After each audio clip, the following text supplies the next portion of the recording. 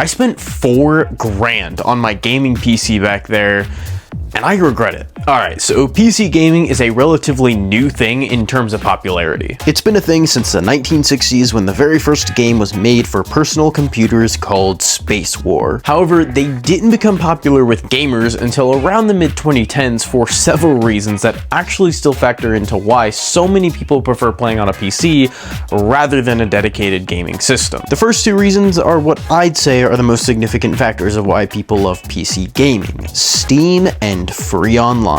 I'll talk about Steam first. Steam was introduced in 2003 as a way for Valve to provide updates for their games, and in 2005 they expanded to distributing third-party titles. Today they have over 40 million concurrent online users, which is pretty damn good. That number even rivals Nintendo, with there being 125 million active users on Nintendo Switch in 2024, whereas Steam had 132 million in 2021. And those are both older statistics, but I can't imagine they'd be that far off from what they are today. Steam offers almost all the games you'd ever want in one place. And a lot of the time, games go on sale for ridiculous prices, so you can spend $60 on a multitude of games rather than spending $70 on one PS5 game. Ironically, while having all of your games on a digital storefront is exactly the reason so many people love Steam, it's actually the #1 reason why I don't like it. Don't get me wrong, it is convenient and the deals are fantastic, but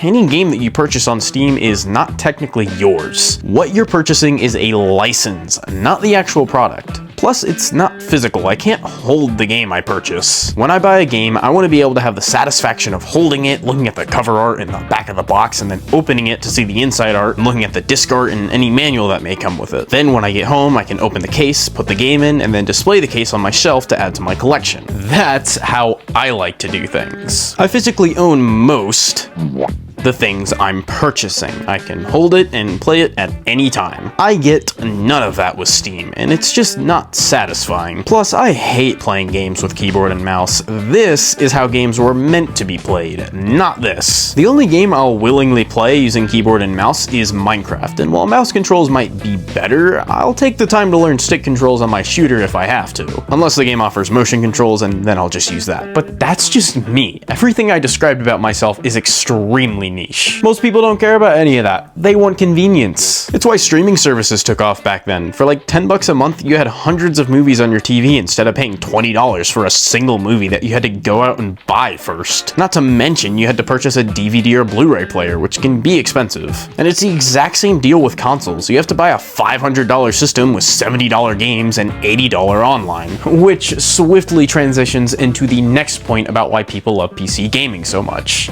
The free online. Online used to be free, but then Microsoft made people pay for Xbox Live during the Xbox 360 era, and it was all downhill from there. First, Sony made people pay with the PS4, and then Nintendo with the Switch. This isn't an issue with PC though, and I hope it never is. In my opinion, the only online service that's worth it is Switch Online Expansion Pass, but that's only because I'm a stupid Nintendo nerd and actually play these classic games. Nintendo's actual online is not that good, and if you don't care about playing old games that you don't own, the service isn't worth it. Same with Xbox Game Pass. If you don't care about playing new games that you don't own, the service isn't worth it. And PlayStation's online just sucks and is overpriced. Gaming is just unfortunately getting very expensive.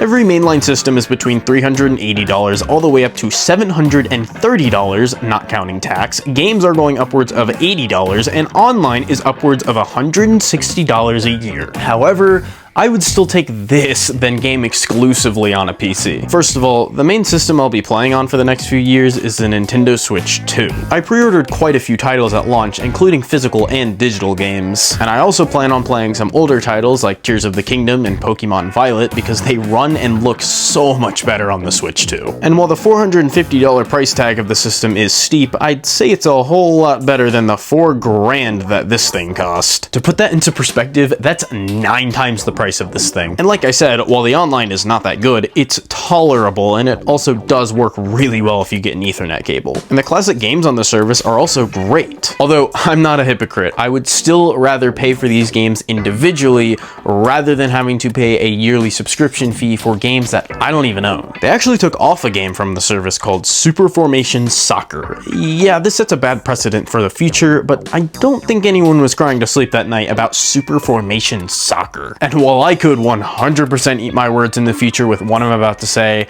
I don't think Nintendo's gonna remove core games from the service like Super Mario World or Star Fox 64. Although they did do that on the Wii Shop channel, so I guess it's not entirely out of the question. However, I also can't lie and say this isn't a fantastic deal, because this service offers hundreds of games for just $50 a year. I think it's worth it for that alone. However, talking about how fantastic these classic titles are on Nintendo Switch is still hypocritical of me, because my very first point about disliking PC gaming was the fact that I wanted to physically hold my games and actually own my games. At least with Steam, purchases are one and done. If you want to keep the Nintendo classic games, you have to keep buying Switch Online. However, the reason I'm okay with Switch Online is, well, I own most of these games physically. Switch Online makes playing them much more convenient, but if something ever happens to it, I still have a lot of physical copies of these games. Plus, these are ass-old games. I have the first Super Mario Bros. On just about every system imaginable. Steam offers older titles, but it mainly sells more modern stuff, and I just don't want to spend $70 on Doom the Dark Ages and have nothing physical to show for it. Having it in my Steam library, to me, is just lame. I want to put it on a shelf next to my other Doom games once I eventually get it, because this game in particular is not even on the disc it comes on, so I'm just waiting to buy it till it goes down in price, because I'm not paying $70 for that garbage. At least game keycards on the Switch 2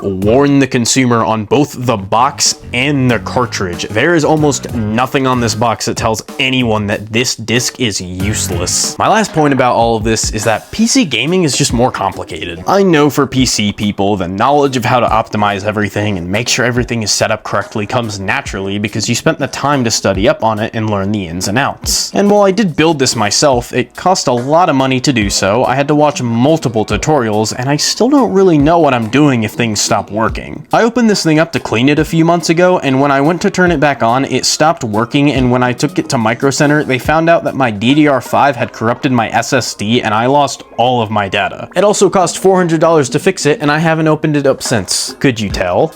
Anyways, the only game I play on PC frequently is Minecraft, and it crashes all the damn time. I've looked all over Google, Reddit, YouTube, and other forums, and no one else is having the same issue I am. And whenever I think I find something and change a setting somewhere, nothing changes. But with consoles, I don't have that issue. Yeah, games can release buggy, but that's typically the developer's fault, and that's when they can go in and patch the game. No Man's Sky and Cyberpunk 2077 are two great examples of games that released in buggy, garbage states and are now great games that I highly recommend. PC gaming just isn't my thing. I like having dedicated systems for my games and having most games that I own on a shelf that I can look at and fill the room with. I like being able to physically put in a disc or a cartridge whenever I want to play something and not have to worry about whether or not it'll crash or run poorly. Because most of the time if a game runs poorly on a system, I know it. Pokemon Scarlet and Violet look like dog shit and run even worse, but there are people on this planet who really like those games and will call them their favorite Pokemon games. But sometimes I'll play something on PC and it runs fine until it just doesn't for a bit, and it could be a billion different reasons as to why. However, like I stated before, most of my points about disliking PC gaming